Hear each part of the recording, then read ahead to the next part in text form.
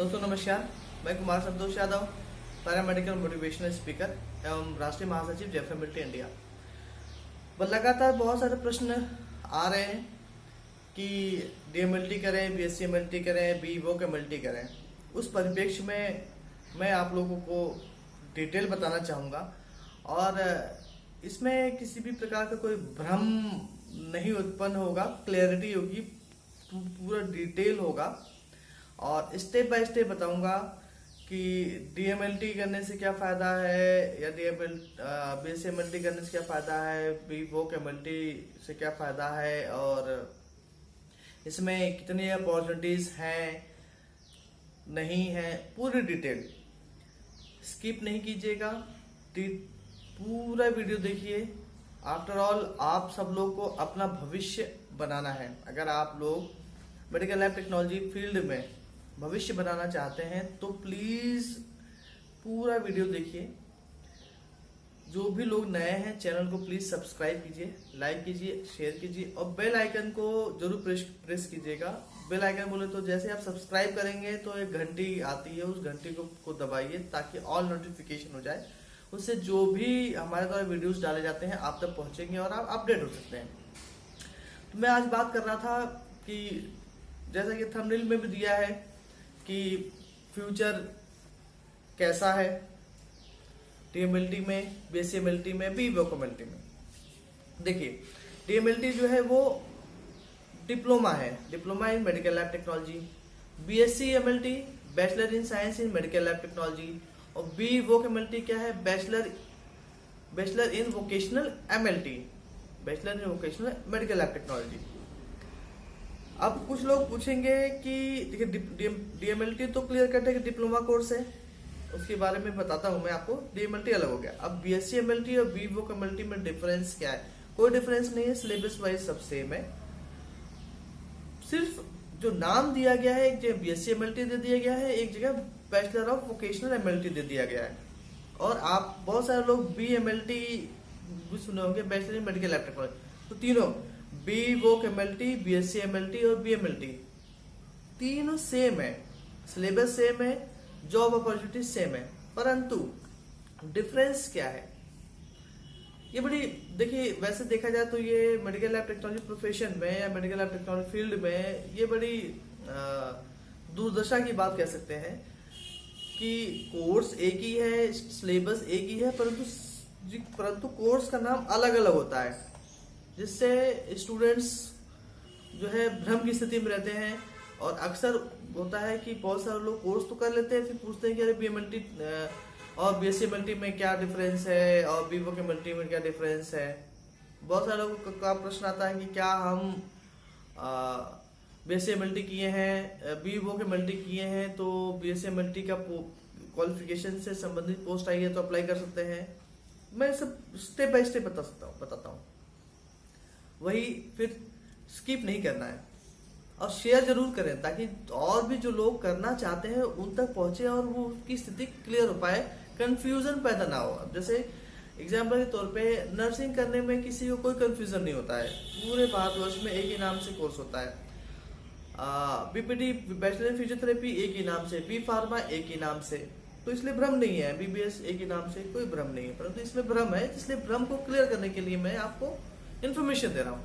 DMLT diploma in medical lab technology clear DMLT course है, 2 साल का कोर्स है और प्राइवेट और गवर्नमेंट संस्थानों में दोनों जगह होता है। ठीक है, अलग अलग राज्यों में कुछ में गवर्नमेंट इंस्टीट्यूशन में, गवर्नमेंट मेडिकल कॉलेज में करवाया जाता है और बहुत सारे प्राइवेट इंस्टीट्यूट में कराया जाता है। इसी प्रकार से बीएससी-एमएलटी हुआ, बीएससी-एमएलटी या बीएमएलटी। तो बीएससी-एमएलटी और बीएमएलटी भी अलग अलग राज्यों में गवर्नमेंट इंस्टीट्यूशंस में या गवर्नमेंट मेडिकल कॉलेज में और प्राइवेट कॉलेज में दोनों जगह करवाया जाता है। बीवोक एमएलटी की बात करते हैं। बीवोक एमएलटी अभी 2-3 साल से स्टार्ट हुआ है, गवर्नमेंट का स्कीम है, स्किल इंडिया के अंतर्गत करवाया जा रहा है और गवर्नमेंट इंस्टीट्यूशन में, गवर्नमेंट मेडिकल कॉलेज या गवर्नमेंट यूनिवर्सिटी में ही करवाया जा रहा है। तो बीवोक एमएलटी हो गया। अब समस्या क्या है? समस्या ये है कि अक्सर जो वैकेंसीज आती हैं उसमें DMLT होता है। अब बहुत सारे लोग प्रश्न पूछ रहे हैं कि BSc MLT और BVoc MLT वाले अप्लाई कर सकते हैं नहीं कर सकते। तो जहाँ पे जो क्वालिफिकेशन अगर लैब टेक्नीशियन की पोस्ट आई है या उसमें जो है diploma in medical lab technology लिखा गया है तो सिर्फ DMLT वाले ही लोग अप्लाई कर सकते हैं, BSc MLT वाले अप्लाई नहीं कर सकते या BVoc MLT वाले अप्लाई नहीं कर सकते। ये थोड़ा सा कंफ्यूजन है। और एक्चुअली दिक्कत क्या है, पहले से जब कोर्स होता था तो सिर्फ डिप्लोमा होता था। बहुत सारे लोग आज भी स्वास्थ्य विभाग में जो पोस्ट एडवर्टाइजमेंट की जाती है या जो पोस्ट एडवर्टाइजमेंट करते हैं या जो क्वालिफिकेशन डिसाइड करते हैं कि इस पोस्ट के लिए क्या क्वालिफिकेशन हो चाहिए, उनको आज भी ये नहीं पता है कि इस फील्ड में BSc ग्रेजुएशन डिग्री भी BSc MLT BVoc MLT BMLT के नाम से आ गई है। तो उन्होंने जो है उसमें संशोधन नहीं किया, नियमावली कहते हैं इसको, तो पदों की नियमावली उसमें संशोधन नहीं किया। तो आज भी जो DMLT अब जैसे कि BSF की पोस्ट आई है, बेस्ट बॉर्डर सिक्योरिटी फोर्स की पोस्ट आई, वीडियो डला हुआ है, आप लोग देखिएगा, हमारे द्वारा वीडियो डला हुआ है। BSF की पोस्ट आई, उसमें डिप्लोमा मांगा 10+2 बायोलॉजी से और उसमें डिप्लोमा मांगा DMLT। तो अब लोगों का प्रश्न है कि BSc MLT वाले क्यों नहीं अप्लाई कर सकते? बिल्कुल करना चाहिए वैसे तो, कहीं ना कहीं नियमावली में परिवर्तन होना चाहिए। अब नियमावली में परिवर्तन जो सरकार के द्वारा या उस संस्था के द्वारा उस संस्थान के द्वारा करना चाहिए, ये भ्रम की स्थिति है। अब फ्यूचर की बात करते हैं कि कैसा फ्यूचर है मेडिकल लैब टेक्नोलॉजी में। या डिप्लोमा आप कर लेते हैं, DMLT कर लेते हैं, BSc MLT कर लेते हैं या BMLT कर लेते हैं, तो फ्यूचर कैसा है?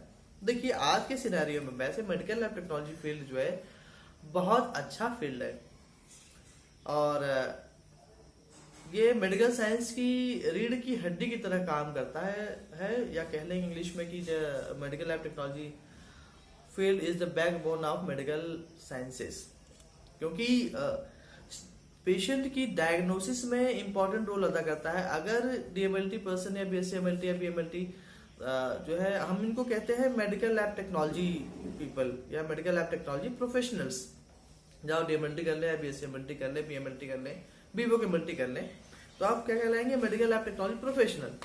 तो बेसिकली जो है मेडिकल लैब प्रोफेशनल या मेडिकल लैब टेक्नोलॉजी प्रोफेशनल के द्वारा दी गई रिपोर्ट से ही डॉक्टर उस पेशेंट की डायग्नोसिस करता है कि उसको कौन सी बीमारी है। अगर वो मेडिकल लैब टेक्नोलॉजी प्रोफेशनल सही रिपोर्ट नहीं देगा तो उसका इलाज सही नहीं हो पाएगा। तो इसलिए जो है बैकबोन ऑफ मेडिकल साइंसेस है। परंतु यहाँ पर थोड़ा सा गतिरोध बना हुआ है और दुर्दशा की स्थिति में है। मैं समझता हूँ कि मेडिकल लैब टेक्नोलॉजी प्रोफेशन इस समय अपने सबसे बुरे दौर में है और हालांकि जो लोग जॉब में हैं, अलग अलग जॉब्स कर रहे हैं, जॉब्स की भी कैटेगरी है। मैं एक और वीडियो बनाऊंगा कि जॉब्स कितने प्रकार की होती है ताकि आप लोग को पता चल सके, आप उस हिसाब से आप अपना निर्णय ले सकें।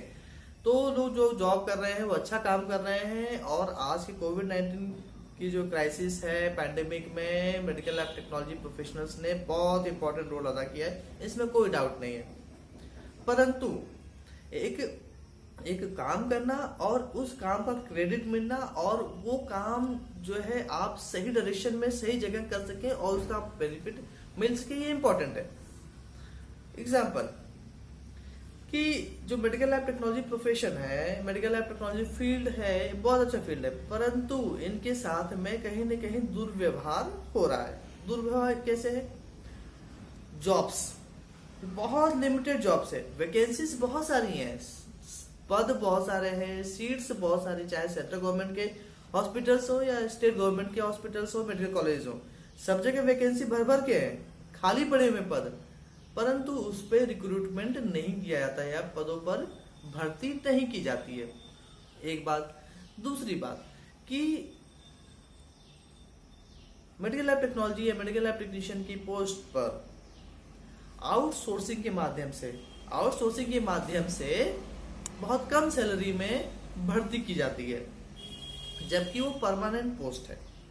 उसी प्रकार से कॉन्ट्रेक्चुअल भर्तियां की जाती है जिसमें बहुत कम सैलरी दी जाती है। मैं समझता हूँ कई बहुत सारे राज्यों में 7,000, 10,000, 15,000 सैलरी मिलती है। तो कॉन्ट्रेक्चुअल के माध्यम से भर्ती की जाती है। और उसके बाद जो है फिर आपका NHM है, नेशनल हेल्थ मिशन, ये भी कॉन्ट्रेक्चुअल पोस्ट है, उसमें भी भर्ती की जाती। तो कहने का पर्पस ये है कि आज की परिप्रेक्ष्य में मेडिकल एंड टेक्नोलॉजी प्रोफेशन बहुत बुरी स्थिति में गुजर रहा है। जॉब्स परमानेंट पोजीशंस हैं, बहुत सारी हैं, परंतु एडवर्टाइज नहीं की जाती, विज्ञप्ति जारी नहीं की जाती, भर्ती नहीं की जाती है। उसकी एवज में आउटसोर्सिंग के माध्यम से या कॉन्ट्रेक्चुअल के माध्यम से भर्ती की जाती है और बहुत कम सैलरी में। तो इसलिए ये तो गवर्नमेंट सेक्टर की बात हो गई या जॉब की परिप्रेक्ष्य में बात हो गई। गवर्नमेंट में बात कर रहा हूँ मैं। गवर्नमेंट में भी मैं आपको बताता हूँ 3 तरीके की जॉब्स होती है। एक परमानेंट होती है, एक आउटसोर्सिंग होती है और एक कॉन्ट्रेक्चुअल होती है। परमानेंट तो परमानेंट होती है, बहुत अच्छी सैलरी मिलती है इसमें। अब प्राइवेट की बात करते हैं तो मेडिकल लैब टेक्नोलॉजी प्रोफेशनल्स या जो DMLT, BSMLT है, BMLT है, प्राइवेट में भी जो है बहुत सारे पैथोलॉजी लैब्स है जहाँ पे लोग जॉब करते हैं, परंतु वहाँ पे भी सैलरी बहुत कम है, बहुत कम सैलरी दी जाती है। अब इसका उसके लिए जिम्मेदार कौन है हमें नहीं पता। उसी प्रकार से बहुत सारे लोग प्रश्न पूछते हैं कि क्या हम लैब खोल सकते हैं। देखिए नियमतः DMLT या BSMLT या BMLT वाले लोग, देखिए बिजनेस गवर्नमेंट ने जो पॉलिसी बनाई है, बिजनेस कोई भी कर सकता है, जरूरी नहीं है कि उसी प्रोफेशन का व्यक्ति ही वो बिजनेस करे। पर अब लेकिन इस फील्ड में कहीं ना कहीं ये भ्रम बना हुआ है। मान लेते एग्जांपल के तौर पे कि फार्मेसी है, अब मेडिकल की दुकान है, खोलनी है आपको, केमिस्ट की दुकान खोलनी है, तो उसके लिए रजिस्टर्ड फार्मासिस्ट चाहिए होता है। तो हम बात कर रहे थे कि पैथोलॉजी लैब्स, डायग्नोस्टिक लैब्स क्या DMLT, BSMLT और BMLT वाले लोग ओपन कर सकते हैं। तो मैं जैसे बताया मैंने कि बिजनेस कोई भी व्यक्ति कर सकता है, परंतु हमारा जो संगठन है JFMLT इंडिया, हम उसके हिसाब से हम लोग प्रयास कर रहे हैं कि इसी प्रोफेशन के लोग ही इसमें इन्वॉल्व हो या लैब्स खोल सके। परंतु भ्रम की स्थिति ये है कि लैब तो खोल सकता है, कोई भी खोल सकता है, लेकिन उसके जो क्राइटेरियाज हैं जिसमें आपको लैब का रजिस्ट्रेशन वो MD पैथोलॉजिस्ट के नाम से होता है, ये रिपोर्ट्स पे जो साइन होते हैं वो MD पैथोलॉजिस्ट के साइन होते हैं। तो यहाँ पे कहीं ना कहीं ये भ्रम की स्थिति बनी हुई है। तो कुल मिला के मैं अब इसको कंक्लूड करता हूँ, क्योंकि बहुत सारे लोग जो है बीच में स्किप कर जाते हैं और उनको लगता है कि बहुत लंबा वीडियोस है, तो इसलिए अब 10-10 मिनट का वीडियो बनाया जा रहा है। तो मैं कंक्लूड करता हूँ, मेडिकल लैब टेक्नोलॉजी प्रोफेशन अच्छा प्रोफेशन है या फील्ड अच्छा है, परंतु इसमें बहुत अभी दुर्दशा की स्थिति बनी हुई है। अगर आप एडमिशन लेना चाहते हैं तो सोच समझ के लीजिए, सारी जानकारियां ले लीजिए। स्कोप्स बहुत हैं, अपॉर्चुनिटीज बहुत है। आप हॉस्पिटल्स में जॉब कर सकते हैं, आप डायग्नोस्टिक लैब्स में जॉब कर सकते हैं, पैथोलॉजी लैब्स में जॉब कर सकते हैं, आप रिसर्च लेबोरेटरीज में जॉब कर सकते हैं। उसके बाद गवर्नमेंट सेक्टर्स है, प्राइवेट सेक्टर्स बहुत सारा है, परंतु रेस्ट्रिक्शन है, बहुत रेस्ट्रिक्शन ये है कि गवर्नमेंट में जो है जो गवर्नमेंट के पॉलिसीज है उन्होंने बना के रखा हुआ है कि नहीं सभी लोगों को परमानेंट जॉब्स पे नहीं रखना है, आउटसोर्सिंग या कॉन्ट्रेक्चुअल। तो आउटसोर्सिंग और कॉन्ट्रेक्चुअल से तो जीवन चलने वाला नहीं है, 15,000-18,000 की सैलरी पे जीवन नहीं चलने वाला है। तो निर्णय आपका है, विचार कर लीजिए, सोच लीजिए, समझ लीजिए।